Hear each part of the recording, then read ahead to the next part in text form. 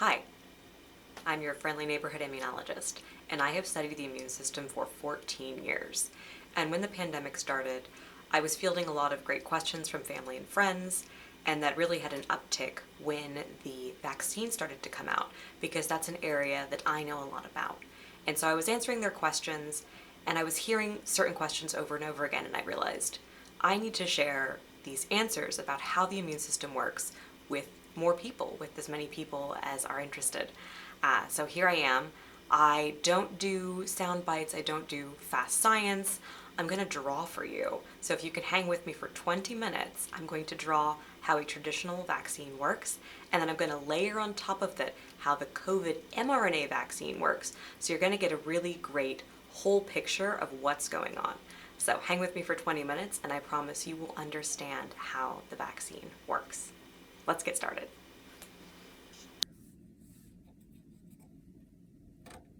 All right, so I'm drawing an arm all the way up to the shoulder, and now I'm going to draw a syringe for you. And this syringe is containing a traditional vaccine. And what do I mean by a traditional vaccine? I mean, when you use a piece of a virus, a whole virus, or a live virus, and you're wondering, have I really received all those different types? And the answer is yes.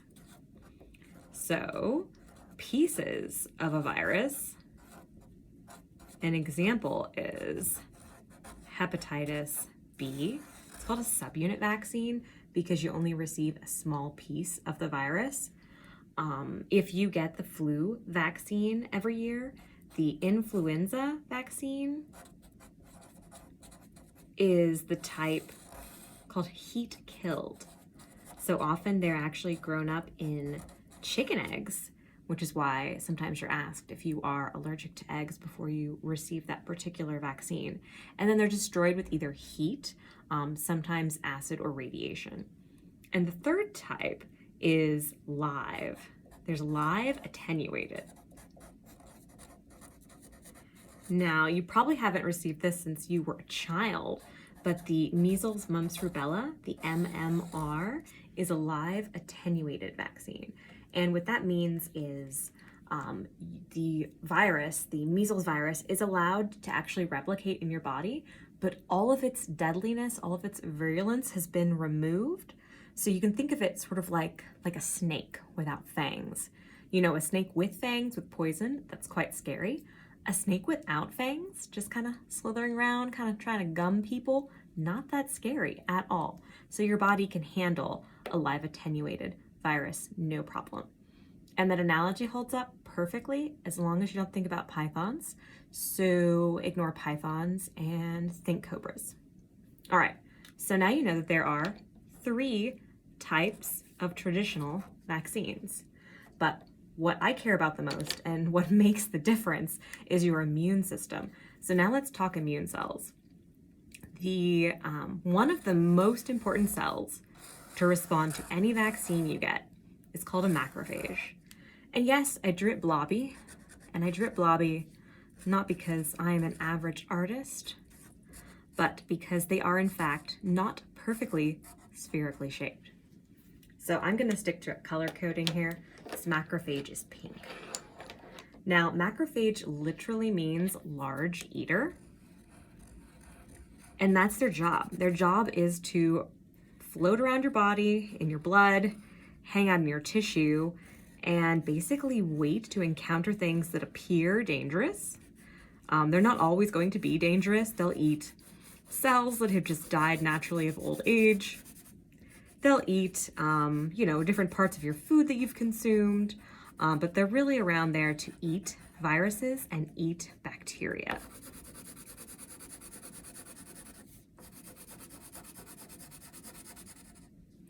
All right, so they can basically extend their processes and phagocytose or cell eat any of those types of traditional viruses.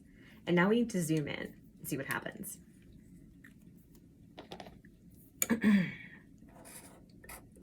So this zoom is going to make it look like we are now viewing more of the inside of this macrophage. And these little circles or half circles I'm drawing, that actually represents the inner portion of the cell where your DNA is contained. So this area is the nucleus. And I try to color it a little more darkly. All right, so after cell eating a virus, let's just choose the heat-killed influenza virus. It basically turns into an endosome, or another term is like a vesicle. It's basically a bubble within the cell that's fairly safe for the virus. It's a normal pH. Sometimes the viruses can escape from here, but what normally happens is the macrophage eats the virus. The virus is in a phagosome, which floats around in the cell in the cytosol until something happens. You may not know this, but your cells have a stomach portion, just like you do. And their stomach, just like yours, is full of acid and enzymes to break things down. So this place is called the lysosome. This is the stomach of your cell. And if you are a bacteria or a virus, this is where the tiny screams would happen, because the acid is going to break down the influenza virus, which has been heat killed, into tiny, tiny pieces. So why? Why tiny pieces? Part of the job is to kill the cells or kill the influenza virus, but then part of the job is to take anything it breaks down and tell the rest of your immune system. So macrophages typically live about a month. They don't have any immune memory. Their goal is to basically sample the environment, just sort of eat whatever's out there, break it down, put it on their surface, and then go tell a T cell about it. Because they need to tell a cell like a T cell, which has immune memory. Otherwise, what they've discovered could be lost. So I'm drawing generally this thing on the surface here. This is called a receptor. And receptors are basically signs that immune cells use to communicate to one another. This one has a really long name, major histocompatibility complex 2. Now that part doesn't matter so much unless you are a doctor performing a transplant. So if you ever received a transplant or know a loved one who did, they had to make sure that this receptor on your immune cells would be matched to the person donating you tissue. All right, major histocompatibility complex. It's taken a tiny piece of the influenza virus, put it on the surface. And reality, there's just thousands of these on the surface. We're not talking like a one-on-one game here, but I just wanted you to visualize it. Okay, so where can a macrophage find a T cell? There's really only one area where they're in abundance. So the macrophage will travel to your lymph nodes. You have about 700 of these, and they're typically hidden behind your knees, behind your armpits, at the base of your neck, your groin, places that can benefit from things like exercise and massage. That's all good for your immune system. So the lymph node, here we go. I'm gonna draw it like the little bean shape that it is. And once the macrophage, this beautiful blobby friend, has reached the lymph node, it's going to look around for a T cell. Now, T and B cells are traditionally, they are perfectly spherically shaped. So here we go. This is a T cell. It's going to be blue. And this is a B cell, which will come into play in just a minute. All right, so macrophage comes in. Remember, it's got this receptor that is loaded. So it is loaded with the heat-killed influenza virus from the vaccine you received. This process is actually the same if you actually get the influenza virus. The immune aspect is the same. So what's going on with T cells? T cells tell other immune cells what to do. They really are sort of the orchestrators of the immune response. They're the cells that can amp up macrophages, they can call in other cells, and more importantly, they're the ones who get B cells to do their job, to do their best job at producing antibodies. So the T cells have a rather aptly named receptor called the T cell receptor right here. And if the macrophage and the T cell are a perfect match, the T cell becomes activated. So this really is a bit of a dating game here. The macrophage is going to wander around a lymph node, trying to talk to dozens, possibly hundreds of T cells till they find their one perfect match. And then the T cell becomes activated. Woohoo!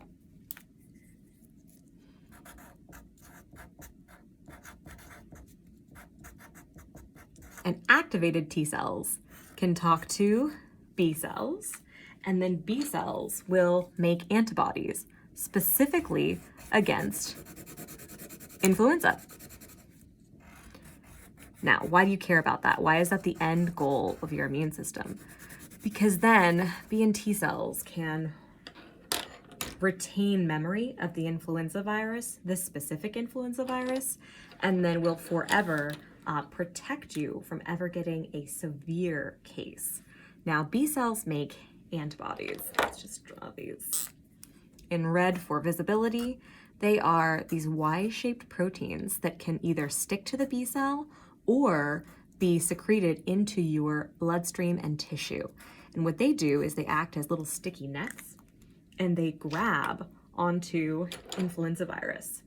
And if viruses get tagged with antibodies before they reach one of your cells, they'll never be able to enter. So you can see here, some antibodies would be helpful, but what you really want is a high level of antibodies.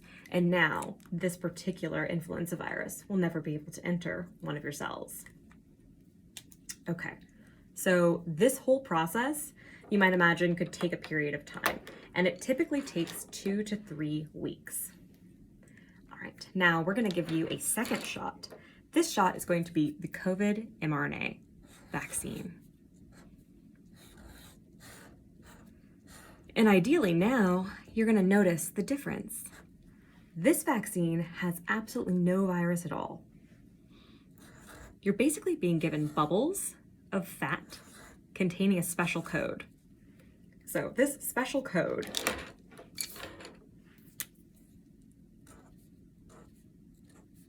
I'm drawing them in blue.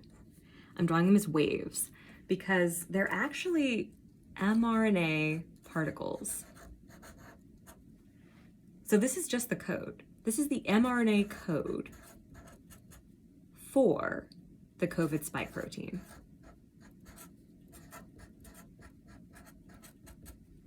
All right, so what does that mean? It means that you actually cannot ever get COVID from the COVID vaccine because this is not, it's not pieces, parts of the virus, it's not a heat-killed virus, it's not a live virus. It's literally just the code for one part of the virus. No proteins in here.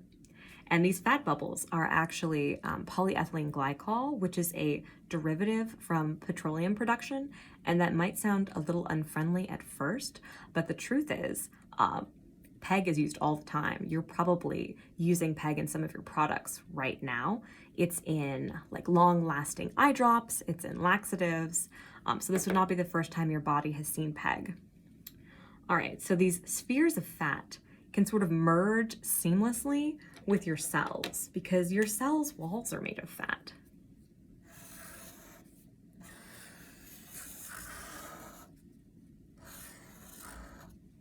All right, so you can see here, one of these bubbles is gonna merge like two bubbles that meet in midair and sort of form one giant bubble. And when that happens, the mRNA can enter your friendly macrophage over here. Now the thing is, any cell can actually receive this mRNA. And each and every one of your cells right now, if you just took one of your cells and you used a scientific process to count how many mRNA molecules you'd have, each of your cells would have approximately 360,000 mRNA molecules at any one point in time. So this is not something new to your cells. Your cells are turning mRNA into protein as we speak right now. And that's what your macrophages will do for you.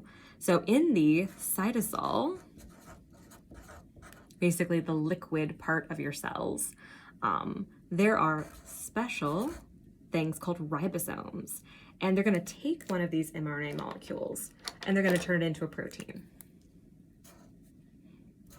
I'm drawing that by doing these little circles to represent amino acids on a protein string.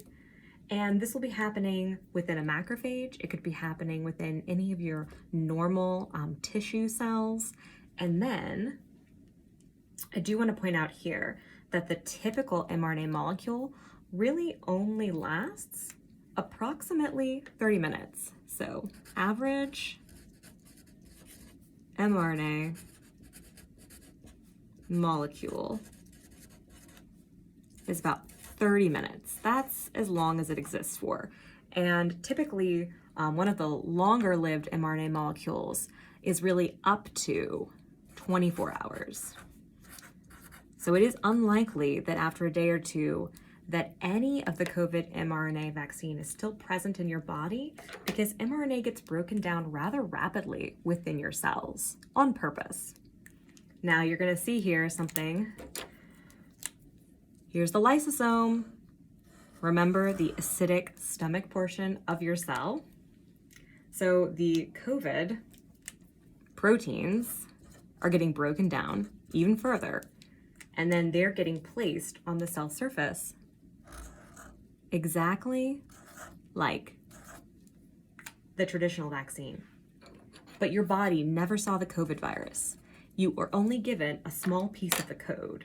It's basically like if you were given the blueprints for the foot of a killer robot, and you really only have the foot. And without the rest of the blueprints, there is no way you can assemble this awful, terrible killer robot that is the COVID virus. And then here, check it out, shortcut. Shoop. The macrophage will go straight to the lymph node, just like during a traditional virus. Activate its match for a T cell, activate the B cell, and then, in this case, you would now have antibodies for the COVID spike protein.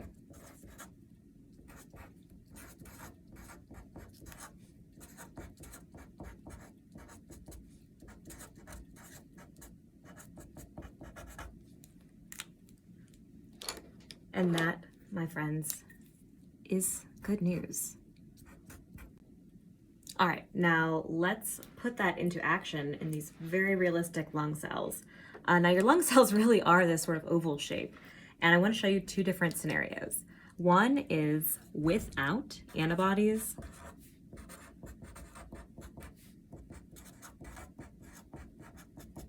and the other is with antibodies. Now I do want to mention that vaccination creates B cell antibodies, but so does having a mild or moderate, and especially definitely a severe case of COVID would cause high levels of antibody production. All right, so we've got our B cell antibodies here, and they circulate throughout all of your blood and tissue. So they can cover your lungs, your intestines, your nasal passages, mucosa, all that good stuff. You're covered. All right, so here they are floating around. And I've drawn in green here. This is another type of receptor or sign. It's called the ACE2 receptor or angiotensin 2 here in green. And this is unfortunately the key that COVID has been given. Every virus has been given 1 to 2 keys, and the one that COVID has belongs to your lungs and also your intestinal cells, which is why some people experience, cramping or diarrhea or other, bad abdominal symptoms when they get COVID. So here comes along the COVID virus. it uses its key, otherwise known as the spike protein, to access your lung cell. And when it does that, it gets internalized in one of those vesicles we talked about, which has a perfectly normal pH and is in no way deadly to the virus. So this virus can now live and replicate in this lung cell. However, if you had antibodies before you were coughed on, sneezed on, something happened, and you encountered the COVID virus, these antibodies bind to the spike proteins. And if the spike proteins are stuck in these sticky antibodies, then they can never access the angiotensin II receptor. And if they can't access the angiotensin II receptor, this lung cell is very happy and never gets infected. Whereas this lung cell is very sad and it's going to have to contend with all of those viruses replicating inside. All right, one last thing. Some pros and cons. Pros, there are absolutely no virus particles in the COVID mRNA vaccine. There are no preservatives, not a single one. There are more preservatives in your shredded cheese, in your potatoes, in your breakfast cereal. There's just, no adjuvants. Adjuvants are typically added to traditional vaccines because traditional vaccines, with the exception of the live ones, aren't very exciting to your immune system. They're really not that dangerous. So occasionally adjuvants needed to be added to traditional vaccines to boost the immune response. Again, they're mostly pure mRNA in the COVID vaccine. And how do we know that? Because when I store pure mRNA in lab, I have to store it at minus 80 degrees Celsius. So do they. Pfizer's is at minus 80 degrees Celsius and Moderna is at minus 20 degrees Celsius, which tells me it'll degrade at room temperature, meaning it's mostly pure mRNA.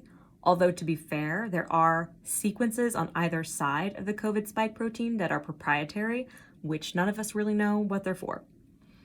They're probably just there to prolong the life of the mRNA so it doesn't get degraded pronto. Pros. In the COVID clinical trials, people were 94 to 95% less likely to get COVID-19 mild symptoms and stay out of the hospital. The cons are, we don't know how long the antibodies will last. Once you get the vaccine, are you covered for 6 months, 2 years? Are you covered for 10 years? We don't know. But blood draws are in effect right now to test how long people in the clinical trials will retain antibodies for.